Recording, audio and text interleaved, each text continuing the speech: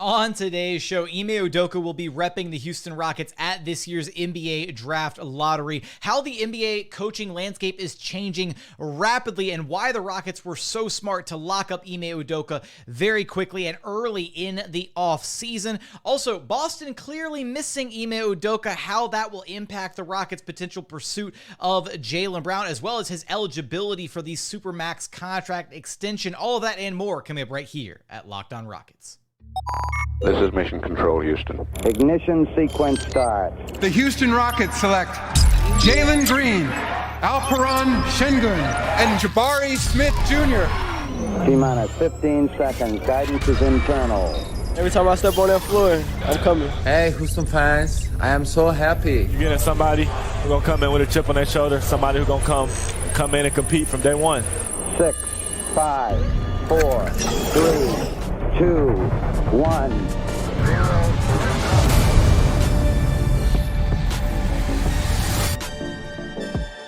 What's up, and welcome to another edition of Locked On Rockets, your daily podcast home for everything Houston Rockets basketball. As always, I'm your host, Jackson Gatlin, native Houstonian and credentialed media member. I'm also the host of Locked On NBA Mondays. Be sure to follow along on Twitter at JT Gatlin, and the show, of course, at Locked On Rockets, free and available wherever you listen to your podcasts, including YouTube. Just go to YouTube, search Locked On Rockets. Be sure to like, comment, and subscribe.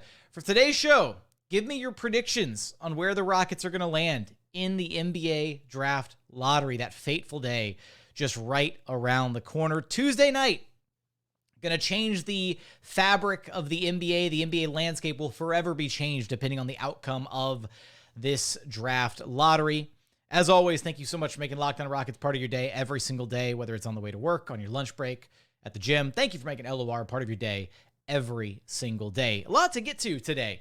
We'll open talking a little bit about Udoka and the NBA coaching landscape, and then I want to get into a little bit of exactly what's going on with the Boston Celtics as they are on the verge of potentially losing this best-of-7 series against the Philadelphia 76ers. And it's funny because there's narratives kind of on both sides of that series as it relates back to the Houston Rockets, with the Celtics and Joe Mazzulla instead of Ime Udoka, and Jalen Brown possibly pursuing him down the line, and the potential return of James Harden. There's a lot of storylines there that involve the Rockets, surprisingly.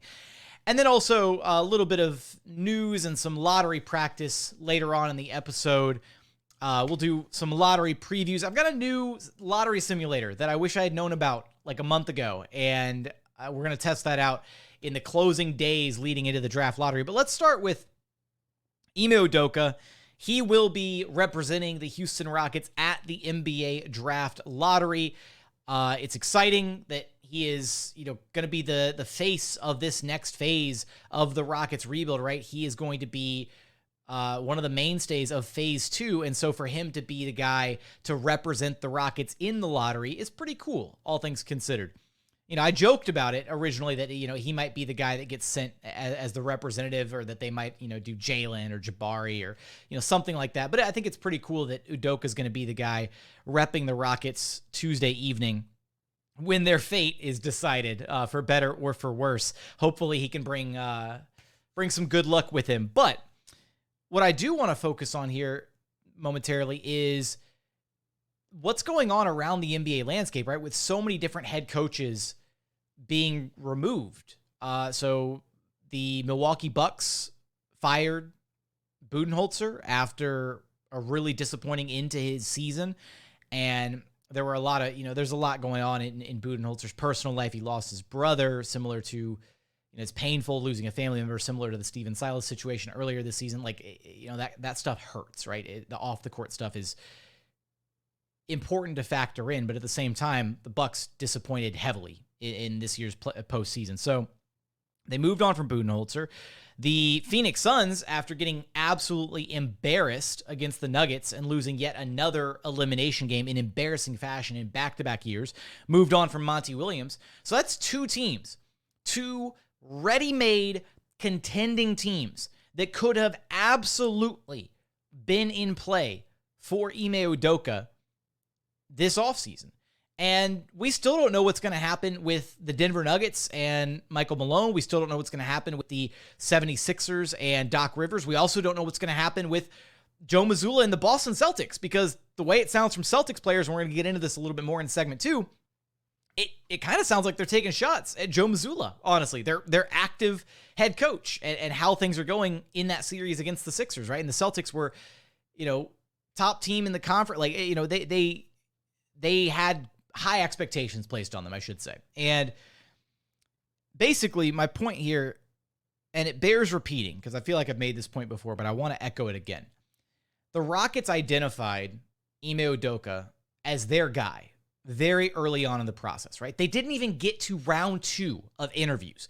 Round 2 of interviews was going to be Udoka, Vogel, and then they were going to bring in Nick Nurse. And no, they identified Udoka and they sold Udoka on the vision in Houston.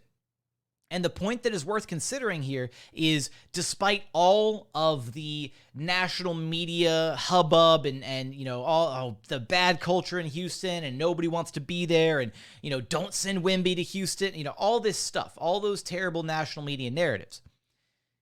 Not only were the Rockets able to identify Udoka and sell him on the vision in Houston, Udoka wanted to be in Houston, and whatever vision they sold him on, whatever idea he has for the future of this franchise, he was completely sold on. And I think that's important because Udoka had to have known. He was one of the top coaches on the marketplace this offseason, and he could have very easily played the waiting game. Right? He could have very easily waited until the playoffs were all said and done, or at least until the playoffs were a little bit further along, right? Maybe to the finals or so, and seen what other potential opportunities would have opened up, because he absolutely would have been a front runner for the Bucks job or the Suns job, or if there's another spot that opens up. Again, we already know that the Toronto job was open and that they had interest in pursuing Udoka as well, and he took a look at that situation and was like, I'm good, thank you. But there are plenty of opportunities that other spots may still open up, right? Denver with Malone, Sixers with Doc Rivers, and then also possibly, I guess Boston is kind of off the table, but that is another job that could be opening up, depending on how Boston's season ends with Joe Mazzulla. And so the point here is that not only did the Rockets identify their target and they didn't waste any time and they went out and got their guy, Udoka also chose Houston, because if he wanted to, as one of the top coaches on the marketplace this offseason, he very easily could have just waited. He could have told the Rockets, hey, I'm really interested in the position, but I've got to think some things over. I want to take some time, right? He could have taken 2 weeks to think about the Rockets offer, and Budenholzer would have gotten fired, and then he could have gone and interviewed for the Bucks job, right? And he could have had a chance to go coach Giannis, or he could have had a chance to go coach Booker and KD in Phoenix. And he didn't worry about that, right? He wasn't, worried about angling for the best possible win now situation. And again, I do think there is something of a redemption element to a lot of the storylines on this Rockets team, right? The organization has been in a bad place for 3 years during stage 1 of the rebuild. So organizationally, they want to redeem themselves and show, hey, we're a competent organization. We know what we're doing. Kevin Porter Jr.'s redemption storyline is as an individual storyline.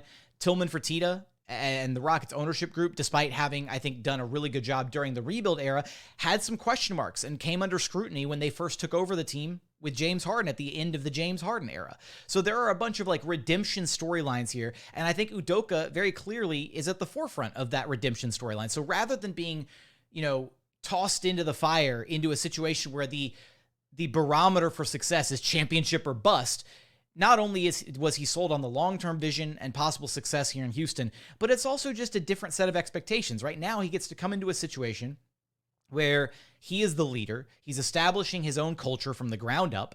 And I think that had to have been really exciting for him, to not necessarily have all that pressure of walking into a situation and basically being like, all right, you got to go get us a title this year, man. Finals or bust, let's go. Whereas with the Rockets, now he's going to be able to grow this team, build this team up, and take steps towards what is hopefully a dynasty would be great, but I'm not going to set that up. Just, a contender further down the line. So I feel like it's worth mentioning that and how quickly the NBA landscape shifts. and why it was so important and how much credit, again, the Rockets organization deserves, but also credit to Ime Udoka, right? Credit on both sides for making this marriage happen and moving forward and bringing a lot of hope and optimism to Rockets fans everywhere. So coming up, I do want to talk about some of what's going on in Boston currently. They are sorely missing Ime Udoka, and they actually have a chance to, get bounced here against the 76ers, and it would be a disappointing postseason run, all things considered, for Boston. How does that impact the Houston Rockets? Some of the different storylines on both sides of that series, the Boston side and the 76ers side, and as it relates back to the Houston Rockets, we're going to get there in just one moment. But first, today's episode is brought to you by eBay Motors.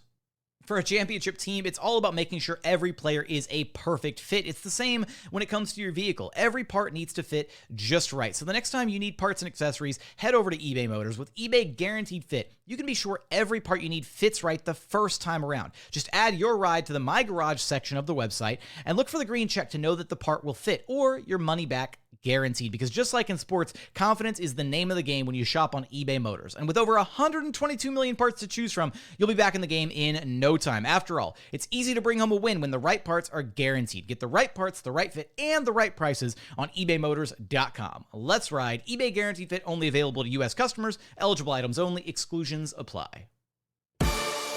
And continuing on here at Locked On Rockets, your daily podcast home for everything Houston Rockets basketball.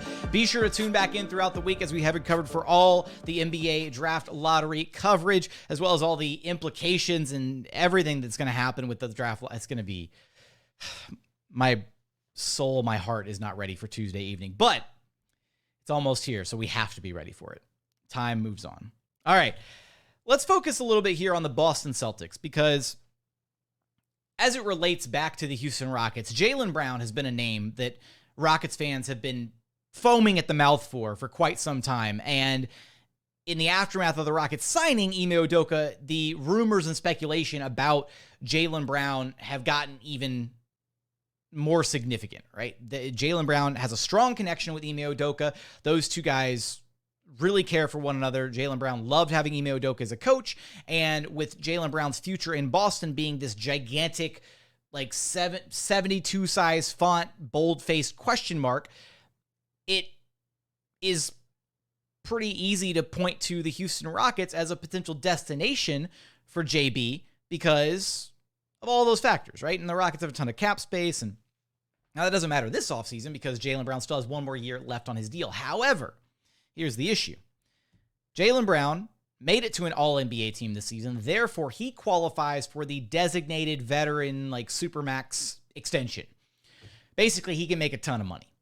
And however, right now, I don't know if it's necessarily a given that the Celtics will actually extend that offer to Jalen Brown, because Jason Tatum is also going to be eligible for that, I believe, next offseason when it's time for his extension to kick in. So do the Celtics want to be locked in incredibly long term to Jason Tatum and Jalen Brown as their two-man core? Because there is some redundancy with that core, right? And they're both wings. They both do a lot of the same things on the court. Is that the best two-man game to be locked into, right? We've talked ad nauseum here on this very podcast about some of the the duplicative nature of Jalen Green and Kevin Porter Jr. and how having basically two guys who do the same stuff on the court is not necessarily the best thing. It's kind of the same situation with Jalen Brown and Jason Tatum. There's a reason that there have been question marks in the past about how well those two guys can ultimately work together as a dynamic duo. So as it stands right now, with question marks kind of lingering over Jalen Brown's desire to stay in Boston long-term, as well as the direction the Celtics are heading as a franchise, they may or may not make it out of Game 7 here against the 76ers Sunday afternoon on Mother's Day. Shout out to Mother's Day. Happy Mother's Day to everybody, all mothers involved. You guys are the real heroes. You're the real MVP. It makes things a little bit trickier as for the Rockets to potentially pursue Jalen Brown. Because one, if the Celtics do offer Jalen Brown the extension, he I think he signs it immediately. Regardless if he wants to be in Boston long-term, he signs the Supermax extension, and he deals with the fallout later if he's not happy in Boston, right? He just demands a trade and calls it a day. It's basically how all-star players function in today's NBA. So if the Celtics offer the extension, Jaylen Brown's going to sign it. I think that's a guarantee.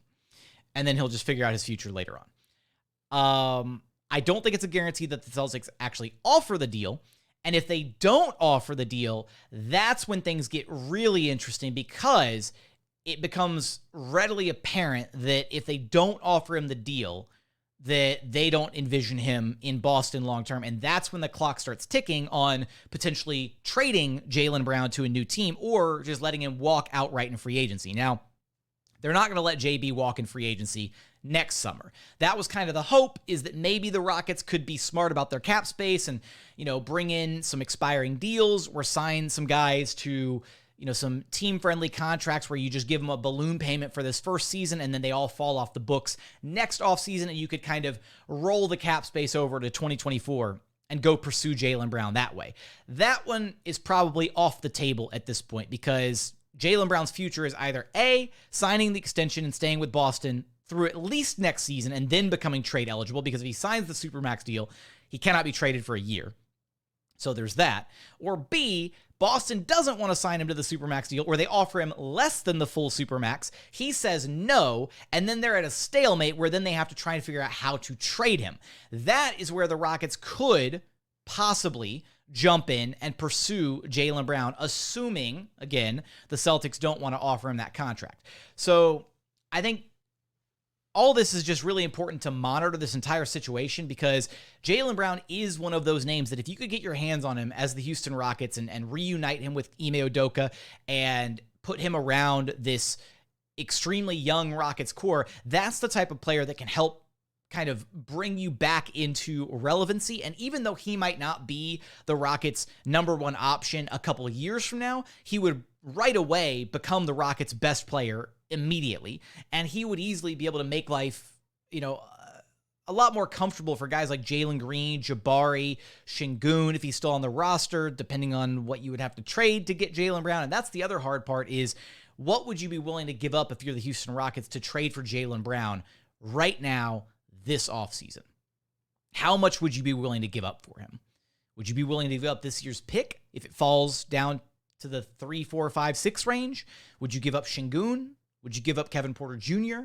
What would you be willing to part with to trade for Jaylen Brown right now if it becomes evident that the Boston Celtics don't believe in his long-term fit in Boston?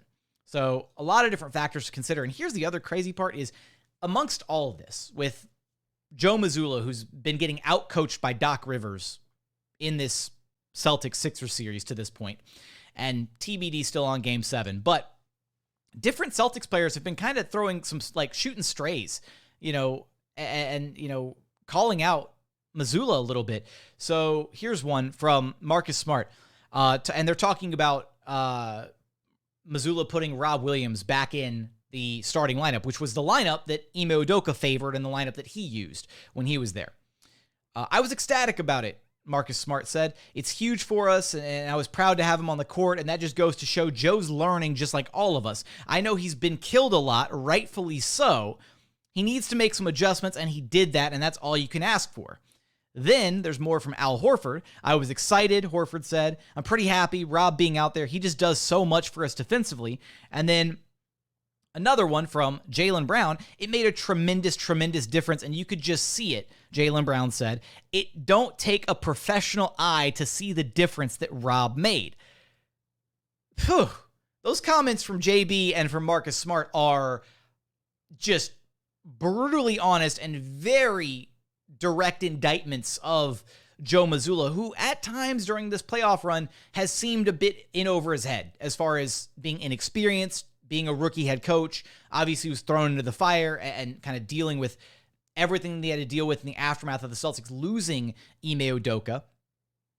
But it just kind of goes to show the connection that those players had and how much, what Ime did and the approach that he took with that team mattered to those guys, and it clearly resonated with them. So all of this stuff, all these narratives, all these storylines with the Boston Celtics are important to pay attention to because they could have direct ramifications further down the line for, again, a guy like Jalen Brown who might become available on the market either via trade or this one's a long shot now, again, getting to the 2024 free agency. I think that one is pretty much, that option is no longer probably on the table. And yeah, it's just, there's a lot to monitor as far as the Celtics situation. Not only that, but clearly Ime Udoka is a good coach. Like, I know there were maybe some concerns amongst some Rockets fans, myself included, where I was like, I don't know, how much of Ime, how much of the Celtics success was Ime actually responsible for versus his assistants versus the players versus just luck, like all these different factors. Watching a better version of the Celtics team that Ime had with Brogdon and with a full season of Derek White, all these guys another year older, watching this team struggle in the postseason without Udoka, it's evident he was the guy that led that team to the finals. And without him, they might not even make it out of the second round, which is kind of crazy to think about. Coming up, want to tackle the flip side of this voice crack at the end of segment 2. Love that for me. We're going to tackle the flip side of this narrative from this series with the 76ers side of things. We'll touch base with James Harden very quickly, as well as getting to some news and notes here in the final segment, as well as some lottery preview stuff. We're going to get there in just one moment. And final segment here at Locked On Rockets, your daily podcast home for everything Houston Rockets basketball. So let's change gears here. We go from the Celtics side of things. We go to the Sixers side of things. So segment 2 was Locked On Celtics. Segment 3, Locked On Sixers. I kid. For those of you who want James Harden back in a Rockets jersey,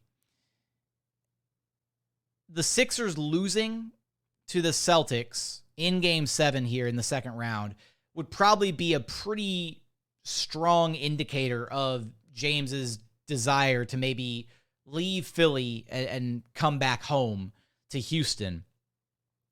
I think that if things go south in Game 7, and if James Harden has a bad Game 7, which in elimination games, James is notoriously a bit suspect, unfortunately, if he has a disastrous Game 7 against the Celtics, then Sixers fans are going to blame Harden. Embiid is not necessarily untouchable in the eyes of Sixers fans, but he's also their MVP. He's the younger of the two. He's their superstar. James is the past his prime superstar. If James lays an egg in Game 7, Sixers fans are going to cook him. And that would be the fastest way for an exodus for James Harden, is to see an entire fan base turn against him, especially after how he carried the team in Game 1, carried them again later in the series. James Harden has showed up in big ways multiple times this series against the Celtics. So for all that to happen, if you do want James Harden back in a Sixers, or back in a Rockets jersey, I should say, you should be rooting for the Celtics to win in Game 7 of this second round series. But it's also worth noting that if James Harden wins it all, if the Sixers make it out of the series and they go all the way and they win the title, I also think that is the other avenue where things make sense for a return to Houston. Because once James wins a ring, it's all he's missing. It's all he's missing on his career resume. Win a title, he's accomplished everything. And I don't necessarily see James as the type of guy who has that. It's not that he doesn't have the drive, but once he gets that one ring, I think it's going to verify and kind of confirm and validate a lot of his entire career to that point. And at that point, if James wins a ring, I feel like he's going to be more than content to ride off into the sunset, come back to Houston, come back to where his family lives, come back to the nightlife, everything he loves about the city of Houston, and ride off into the sunset while teaching these young guys how to play basketball. That's my 2 cents on how that narrative, that side of things could play out as far as the Sixers are concerned. So another storyline to be paying attention to as we navigate these NBA playoffs this postseason with the Houston Rockets. But a little bit of news and notes here in the final segment. So first off, Jabari Smith Jr., just like Jalen Green a year ago after rocking jersey number 0 for his rookie campaign, because at the time, Daniel House Jr. was still rocking number 4, Jalen Green switched it up and switched his jersey after his rookie campaign. Jabari Smith Jr. doing the exact same thing. So Jabari rocked number 1 for his rookie year. Now that Eric Gordon is no longer a member of the Houston Rockets, number 10 has been freed up. So Jabari is switching his jersey back to jersey number 10. And we could have probably seen this coming a mile away. NBA players aren't allowed to switch their jerseys mid-season. And even sometimes they're not allowed to switch their jerseys depending on how many units have been made or produced by Nike. There was that whole situation a couple years back where when LeBron when LeBron joined the Lakers, originally AD was going to switch from 23 to a different number so that LeBron could have 23 back, I believe, instead of 6. And he couldn't do it. Nike wasn't going to allow him to do it because they had already made so many LeBron jerseys with the number 6, because clearly it's one of their most popular jerseys. So NBA jersey sales are a weird endeavor. But if you are the owner of a Jabari Smith Jr. number 1 jersey, that is now a collector's edition item. Keep it safe, hold it close to your heart, because they're not being made anymore. So I myself own a City Edition Jalen Green 0 jersey. I tried to get a Jabari Smith Jr. throwback number 1 jersey, and the Rocket shop kind of messed me up in that regard. So that's a little bit disappointing, but it's worth noting, Jabari jersey number 10 next season. Aside from that, I want to get into a little bit of the lottery stuff here. Just a quick refresher for those of you who don't stare at the lottery simulator nearly as much as I do on a daily basis, which is probably not good for my mental health, but here we are as an organization, so kind of have to. The way the lottery works, Rockets have the 14% chance at landing the number 1 overall pick, and they've got descending percentage chances past that at each other potential pick in order, right? So they've got a 14% chance at pick number 1, 13.4% chance at pick number 2, 12.7% for pick number 3, 12% chance for pick number 4, a 27.8% chance at pick number 5, and a 20% chance at pick number 6. So those are the odds of where the Houston Rockets can land. So as far as Victor Wembanyama and Scoot Henderson are concerned, 27.4% chance for the Rockets to land one of those two guys on lottery night. Not great odds, unfortunately. Basically, we're talking slightly more than a 25% chance a quarter. If you flipped 4 quarters, those are I don't know. Math and percentages are stupid. But what I do want to do here, as we're wrapping up today's episode, is run a different type of lottery simulator. Now, I do want to give a quick shout out to, Rosif, who DM'd this to me on Twitter. Shout out, Rosif. You are an absolute legend from Australia, who sent me the Fanspo lottery simulator. So not the Tankathon lottery simulator. And this one is a lot more dramatic, is the word that I'm going to use. In fact, that's the word that they use on their website. So we're going to do a Fanspo lottery simulator instead of a Tankathon lottery simulator, because it is a lot more nerve-wracking watching this one scroll across the page because it happens so much more slowly. So for our visual consumers of the program on YouTube, you'll be able to watch it in real time with me. For our audio listeners, I'll be calling out the picks as they happen because it happens a lot more slowly than a Tankathon spin. So here we go. Let's go ahead and pull this up and make sure I didn't break it. Awesome. You got it pulled up on the screen. So the lottery order is set up at the top of the page. So Detroit number 1, Houston 2, San Antonio 3, Charlotte 4, and so on and so forth down the pecking order. So we're going to go ahead and run a simulation here and see how our luck fares on today's episode. I will state ahead of time, I've been a lot more lucky with these spins than I have the Tankathon spins. So I like this lottery simulator quite a bit more. But on that note, let's go ahead and run it up. And then afterwards, I will make sure to let everybody know about what we're doing on lottery night if you'd like to come join us over at Rockets Watch. But with that, let's go ahead and spin this wheel and see how it turns out. Oh, I'm so nervous. All right, here we go.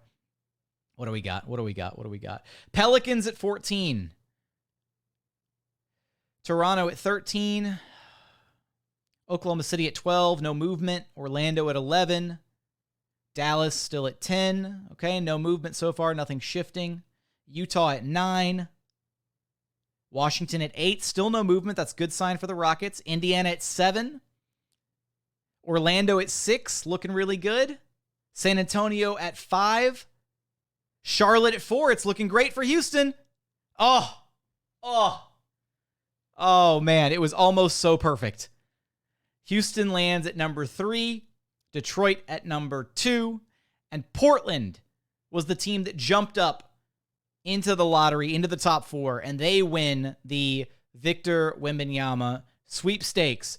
Oh, this one is, this lottery simulator is so much more nerve-wracking because it just rolls out in real time, and it's not quite as slow as the actual lottery night with the revealing of the cards and the announcements of the picks and all that, but it adds a little bit more anxiety to the equation, unfortunately. And on that note, I'll run one more. We'll do one more. We usually only do one per episode, but I'll spin it one more time. We'll see what happens. Okay. Pelicans at 14. Raptors at 13. So no shifting yet. No shifting is good for the Rockets. OKC at 12. Orlando at 11. Dallas still at 10. No shifting. That's very good. As long as those teams don't jump up, that's good for Houston. Oh, Indiana at 9. Orlando at 8. We've got a shift. We've got at least 2 teams shifted. San Antonio at 7. Houston at 6. Oh, this was a bad spin. Oh, this is a really bad spin. Detroit's all the way down at 5. We had 4 teams. If Detroit lands at 5, it means 4 different teams jumped into the top 4. Charlotte is number 1. Washington number 2. Portland number 3. And Utah number 4. Oh, what an ugly simulation. I am so sorry, guys. You know what? This one was working really well for me over at Rockets Watch, and clearly I did something wrong here. Maybe it's just maybe LOR is just cursed. I'm so sorry. On that note, lottery is right around the corner. If you would like to join us, we're going to be hosting the lottery live over at Rockets Watch. You can watch it and react in real time with other Rockets fans. Come celebrate or mourn with us, depending on what happens with the Rockets pick this year. Come hang out with us. The links to Rockets Watch are all in my bio on Twitter, and there's links to it in the episode descriptions, as always. So come check it out. Should be a ton of fun. You can either come celebrate with us if we get Wembanyama, or cry and mourn with us if the pick lands somewhere around 5 or 6 near the bottom end. The worst case outcomes if you're the Houston Rockets. But on that note, as always, thank you so much for checking out the show. If you haven't done so yet, please consider subscribing wherever you listen to your podcast. That's Apple, Spotify, Google, the Odyssey app. Free and available on all podcast platforms. We're also available on YouTube. Just go to YouTube, search Locked On Rockets. Be sure to like, comment, and subscribe. Drop your prediction for the NBA Draft Lottery. Give us your prediction in the YouTube comments. But as always, thank you so much for watching. Thank you so much for listening. We look forward to having you back right here at Locked On Rockets, your daily podcast home for everything Houston Rockets basketball.